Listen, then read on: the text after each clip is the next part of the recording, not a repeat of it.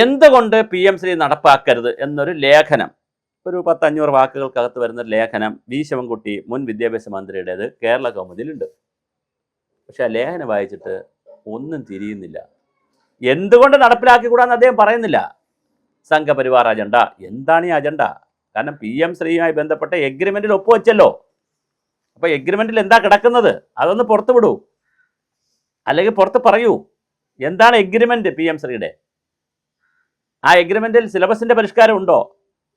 ആ എഗ്രിമെന്റിൽ സ്കൂളുകളെ തിരഞ്ഞെടുക്കുന്നത് ആര്? ആ എഗ്രിമെന്റ് പ്രകാരം സംഘപരിവാറിന്റെ ഏത് അജണ്ടയാണ് ഇവിടെ നടപ്പിലാവുന്നത്? ഇത് ചർച്ച ചെയ്യണ്ടേ? ഇനി ഗവൺമെന്റ് പുറത്തു വിടൂ, ഗവൺമെന്റെങ്കിലും പുറത്തു വിടൂ. ഗവൺമെന്റ് കഴിഞ്ഞ ദിവസം പറഞ്ഞത് ഇതിൽ നിന്ന് ഊരാൻ പറ്റൂലെന്ന്. കേന്ദ്രമന്ത്രി പറയണ വേണമെങ്കിൽ ഊരാമെന്ന്. നേരത്തെ അവർ പറഞ്ഞു ഊരാൻ പറ്റൂല എന്ന്. ഇപ്പോൾ പറയണ വേണമെങ്കിൽ ഊരാമെന്ന്. സിലബസ് നമ്മുടേതായിരിക്കും നമ്മൾ പറയുന്നു. കേന്ദ്ര ഗവൺമെൻറ് പറയുന്നു അങ്ങനെ പോക്കില്ല, 2020 NEP അനുസരിച്ചുള്ള മാറ്റം വരുത്തിയേ നിങ്ങൾ പറ്റുള്ളൂ എന്ന് പറയുന്നു. അപ്പോൾ കേന്ദ്രത്തിന് ഒരു അവിയൽ തീരുമാനമാണ്.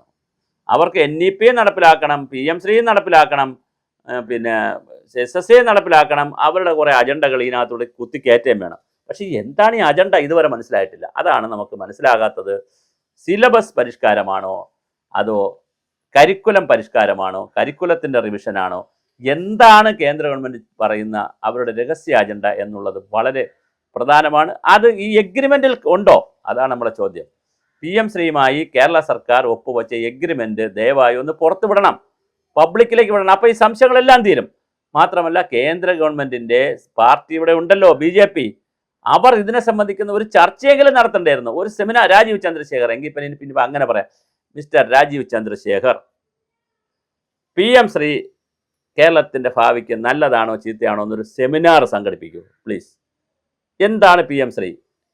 അതിനകത്ത് എന്തൊക്കെയാണ് പറയുന്നത്? സ്റ്റേറ്റിൻ്റെ കൺസേൺ എന്താണ്? സെൻട്രലിൻ്റെ ഇൻട്രസ്റ്റ് എന്താണ്? എന്താണ് ബെനിഫിറ്റ്? ഒരു നല്ല സെമിനാർ വയ്ക്കൂ. ആരെങ്കിലും ഒന്ന് വച്ചെങ്കിൽ വളരെ സന്തോഷമായിരിക്കും. BJP വച്ചാൽ, കാരണം നിങ്ങൾ ഇതിൻ്റെ നടപ്പിലാക്കണമെന്ന് പറയുന്ന പാർട്ടിയാണല്ലോ.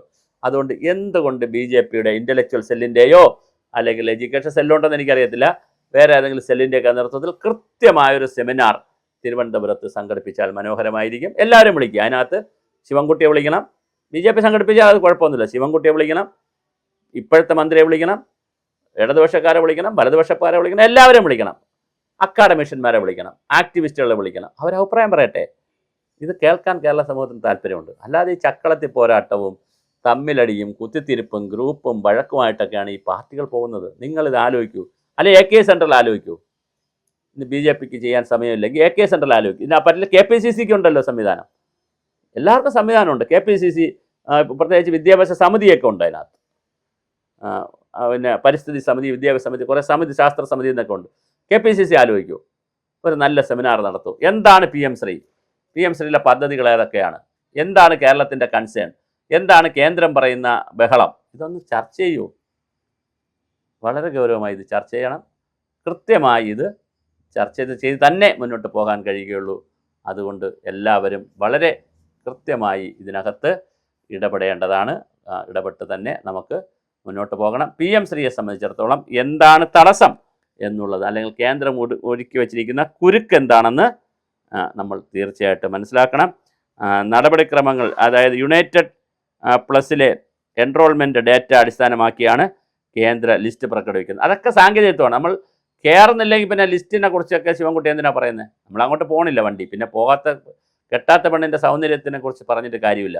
സമയമൊന്നും വിഷയമല്ല. 5 വർഷം കഴിഞ്ഞു എന്ന് പറയുന്ന വിഷയമല്ല. കേന്ദ്ര ഗവൺമെൻറ് 5 വർഷം അവിടെ നീട്ടിത്തരും. കാരണം എത്രയോ പദ്ധതികൾ നീട്ടിക്കൊണ്ട്, ജലജീവ മിഷൻ പദ്ധതി നീട്ടി. കേന്ദ്ര ഗവൺമെൻറ്റിനെ സംബന്ധിച്ചിടത്തോളം ആദ്യം 5 വർഷം തുടങ്ങും, പിന്നെ നീട്ടിക്കൊടുക്കും. അതുകൊണ്ട് എല്ലാ സംസ്ഥാനങ്ങളും ഇത് എല്ലായിടത്തും വന്നാൽ അതുകൊണ്ട് നീട്ടും, പദ്ധതി നീട്ടും. അതിലൊന്നുമല്ല വിഷയം. തത്വത്തിൽ ഈ പദ്ധതി വേണം അല്ലെങ്കിൽ വേണ്ടാത്തത് ഇന്ന കാരണങ്ങൾ കൊണ്ടാണെന്ന് ആരും ഇതുവരെ പൊതുമണ്ഡലത്തിൽ പറഞ്ഞു കേട്ടിട്ടില്ല. ദയവായി ഇതിൻ്റെ രേഖകളൊന്ന് പുറത്തുവിടുക.